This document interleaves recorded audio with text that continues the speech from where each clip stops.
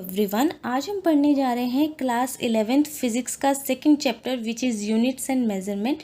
और इस चैप्टर में एमएलटी के बेस्ड क्वेश्चंस और you can say the numericals are very important for the examination point of view and for solving those numericals there is a need to clear your basics.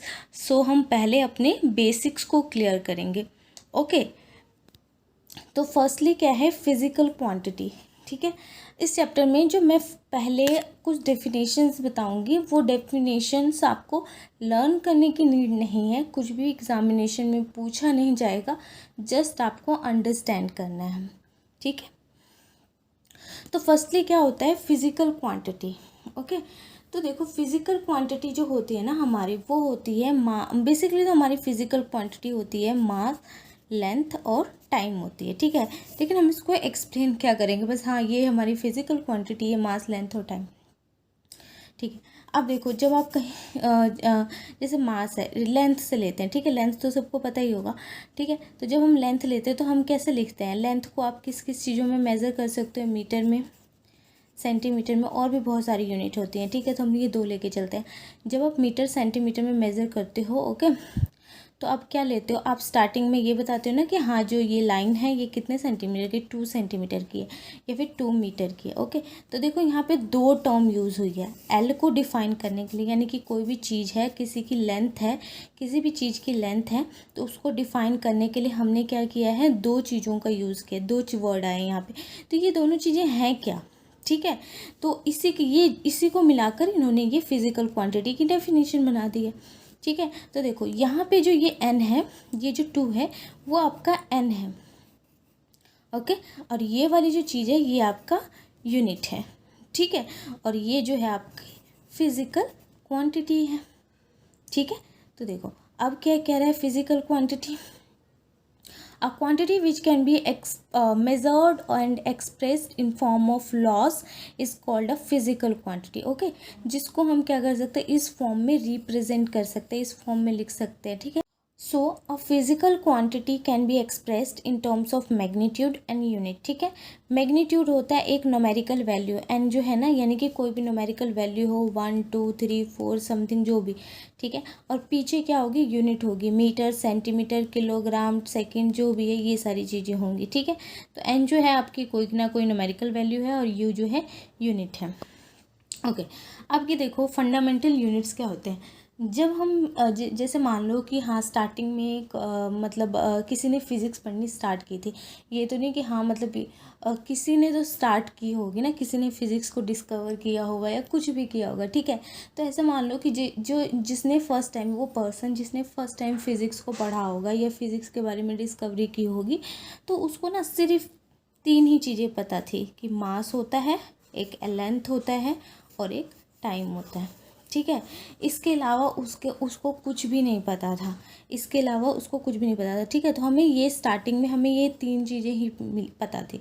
ठीक है, तो ये जो चीज़ें हैं ये हमारी फंडामेंटल यूनिट है, यानी कि ये हमारा बेस है फिज़िक्स का। ठीक है, फिज़िक्स पे जब हम कोई भी न्यूमेरिकल का बेस है आप कह सकते हो। ठीक है, तो ये हमारा बेस है। फंडामेंटल का मतलब क्या होता है, बेस होती है जहाँ से कोई भी चीज़ शुरू हो रही है। ठीक है, तो यहीं से चीज़ें शुरू हुई हैं, यहीं से हमने बड़े बड़े चीज़ें, बड़ी बड़ी जो टर्म्स हैं वो डिस्क्राइब किए हैं यहीं से। ठीक है, अभी मैं बताऊंगी। तो इसीलिए इन तीनों यूनिट्स को, इन तीनों चीज़ों को किसके अंडर रखा गया है, फंडामेंटल यूनिट्स के अंडर रखा गया।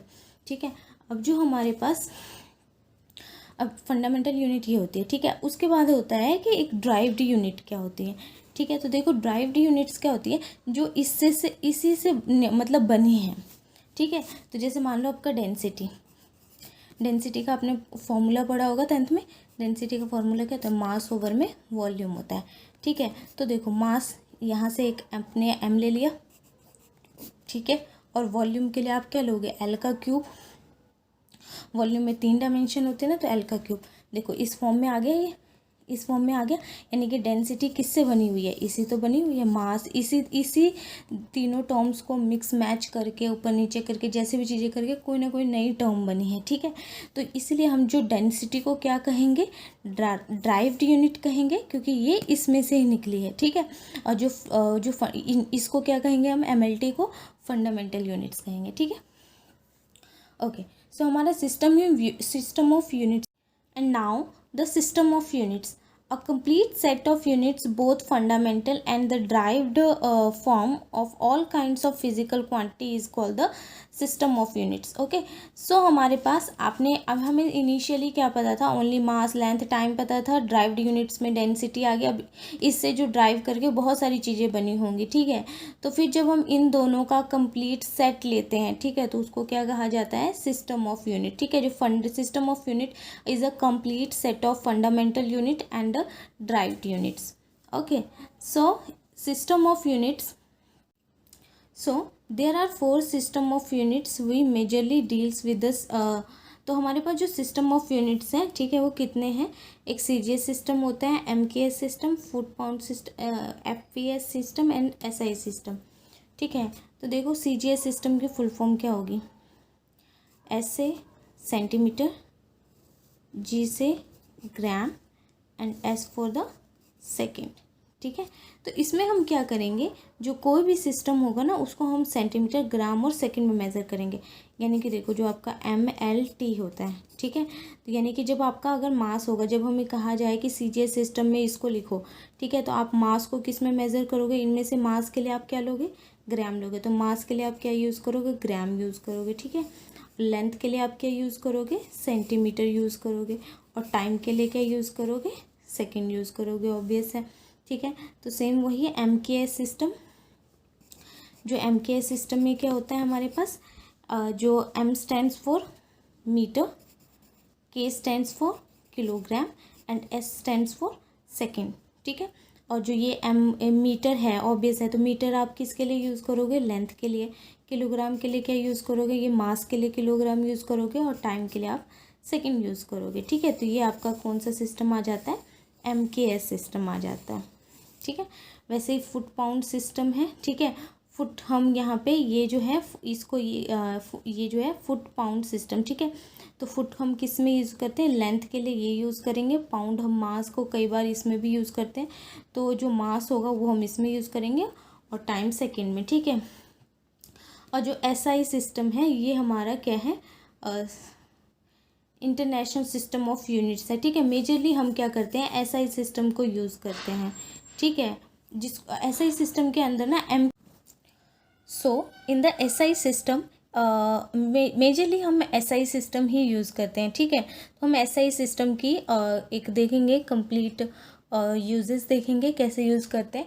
और जो CGS MKS सिस्टम थे, जस्ट आपको उसकी नॉलेज होनी चाहिए कि हाँ, C stands for the centimetre, G stands for the gram and S stands for the second, okay. So it is known as the international system of units and there are 7 fundamental quantities in this system, ठीक है। तो हमारे पास क्या है, 7 fundamental quantities हैं इस system में, SI system में। यानी कि जो इनिशियल मैंने आपको जो समझाने के लिए बोला था कि जो हमारे फंडामेंटल क्वांटिटीज़ थी वो MLT थी, 3। बेसिकली हम मेजरली यही 3 लेते हैं, ठीक है। लेकिन इसके अलावा हमारी जो फंडामेंटल क्वांटिटीज़ होती हैं एक्चुअल में वो 7 होती हैं, ठीक है।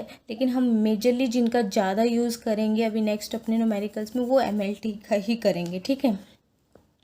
तो हम यार हाँ, तो हमारी फंडामेंटल यूनिट्स देखते हैं, ठीक है। और उनको क्या कहा जाता है, उनके सिंबल्स क्या हैं, ठीक है। तो क्वांटिटी पहले आपका क्या आ रहा है, लेंथ। देखो पहले फर्स्ट नंबर पे ये ही तीनों हैं MLT वाली, ठीक है। तो लेंथ को आप किस में मेज़र करोगे, metre and the symbol is M। Mass को किलोग्राम में and the symbol is kilogram, okay, kg, ठीक है। टाइम को आप क्या किस में मेज़र करोगे, सेकंड में and the symbol is S। Electric current को आप एम्पियर में मेज़र करोगे एंड जो उसके लिए सिंबल होगा वो एम्पियर है, ओके। टेम्परेचर को आप केल्विन में और उसके लिए सिंबल K है। एंड अमाउंट ऑफ सब्सटेंस, ठीक है, उसको आप मोल में यूज़ करोगे और उसके लिए जो सिंबल है वो मोल है।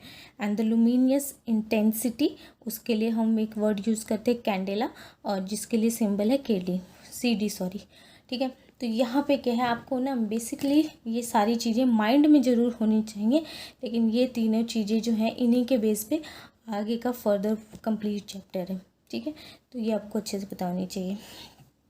ठीक है, अब हम क्या है, जो हमने ये सारी चीज़ें पढ़ी हैं इनका जस्ट एक, वैसे तो हमें पता ही है कुछ कुछ चीज़ें तो हमें पता ही, टेम्परेचर क्या होता है, टाइम क्या होता है, मास क्या होता है, लेंथ क्या होता है।